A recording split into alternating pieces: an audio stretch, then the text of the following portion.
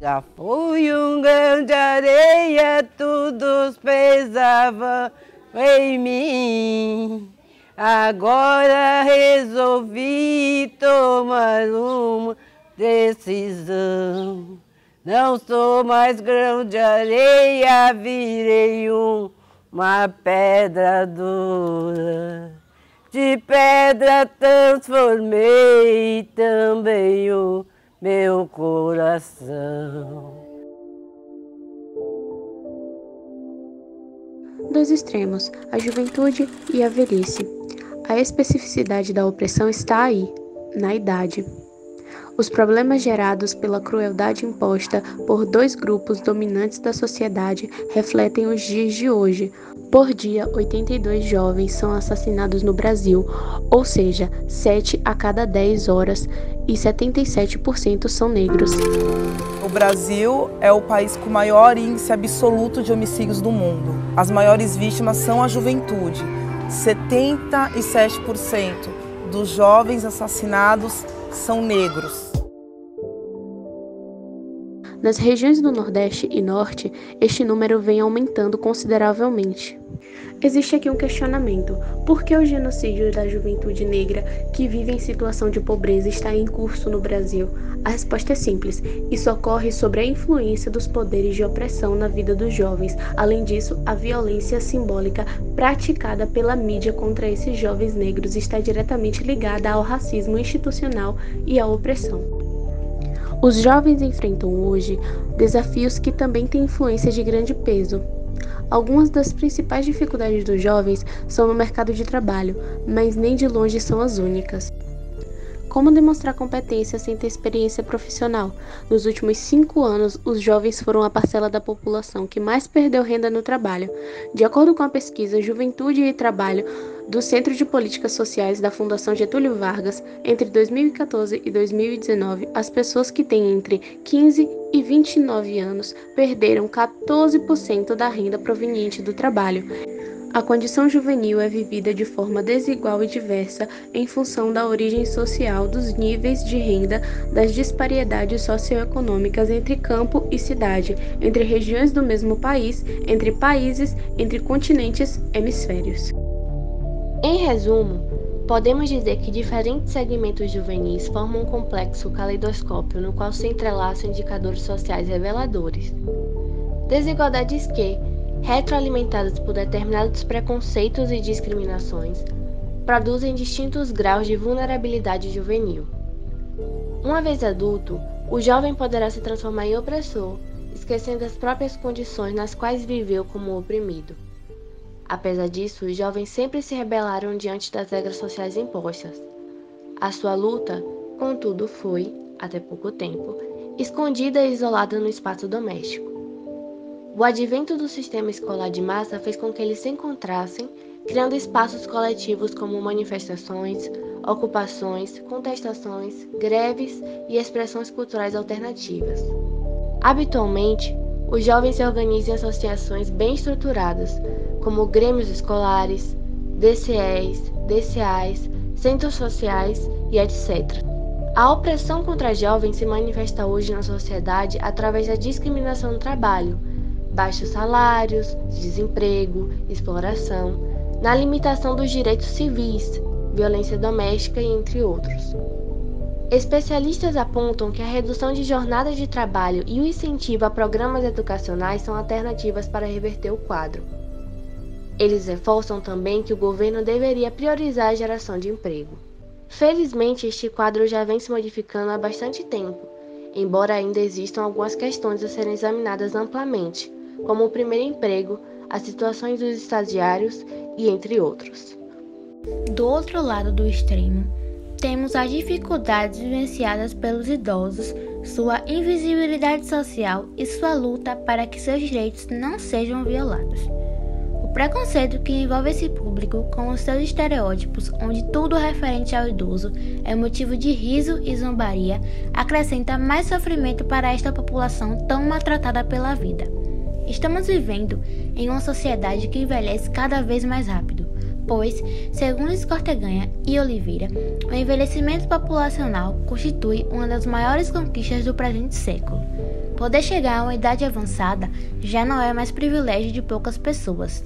Neste cenário de envelhecimento populacional, nos deparamos com várias questões. Se quando somos jovens, podemos fazer planos, sonhar com um futuro promissor, e mesmo que não consigamos alcançar os objetivos, pensamos que ainda existe possibilidade de vivenciarmos novos desafios e traçarmos novas metas. No entanto, na velhice, a realização desses projetos não é tão simples. Olhamos para o idoso diante de vários aspectos. Quais suas perspectivas e planos quanto ao surgimento de doenças ou até mesmo ao trabalho que estão dando para seus familiares? Alguns reclamam da solidão causada pela ausência dos filhos, que já não encontram tempo em suas agendas para visitá-los e conviver. Também tem aqueles que vivem em situação asilar, em que muitos, inclusive, não tiveram o direito de saberem para onde estavam sendo levados, vivenciando uma gama de sentimentos pelas pessoas que mais amaram e dedicaram suas vidas. Família minha não ajudou em nada. Eu tenho sobrinhos ricos. Tenho um irmão que foi deputado. Nunca perguntaram se eu estava precisando de alguma coisa. Sozinha, tem Lorena, que veio para cá, sem família nenhuma. E só 2 que visitavam eu. Eram 8 irmãos, só 2 que visitavam, um casal. Não é fácil viver numa cama a vida inteira. Eu não gosto nem de visitar muito, porque eu choro. Eu fico triste. Aí tira a minha alegria. Cai, se quebra, cai à toa, né? E tem uns que a família deixa, não vem visitar, não vem. Eu não tenho família mesmo. Os que visitavam eu, não.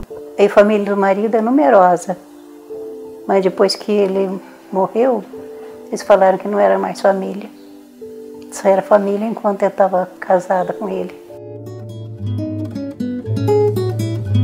Eu só arrumo meu quarto, conserto alguma roupa. Não dá para fazer muita coisa mais, eu estou doente, sabe? O envelhecer é uma fase natural do ser humano que tenha passado pelas outras etapas da vida. No entanto, percebe-se um descaso na maneira de tratar com o sujeito que chegou a esse estágio, em especial se o mesmo está inserido em uma população de classe menos favorecida, necessitando assim utilizar algum serviço público voltado para essa faixa etária. É como se a aposentadoria fosse um divisor de água para identificar o começo da velhice e constatar sua invisibilidade social, entrando em cena aonde seus direitos sorrateiramente vão sendo violados.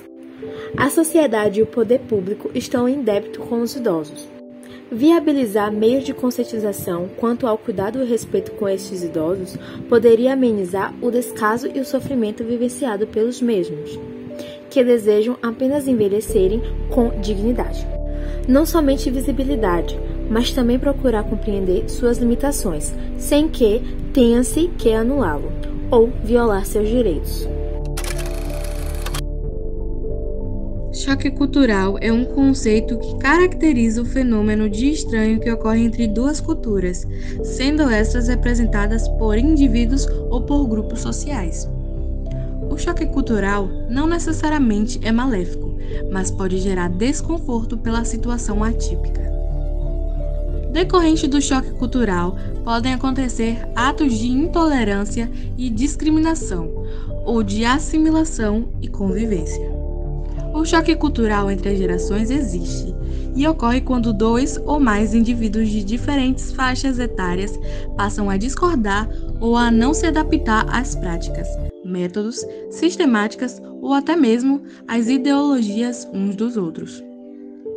Em função do contexto social, econômico e cultural em que se desenvolveram e principalmente do viés tecnológico, há diferenças marcantes na maneira com que cada geração se relaciona.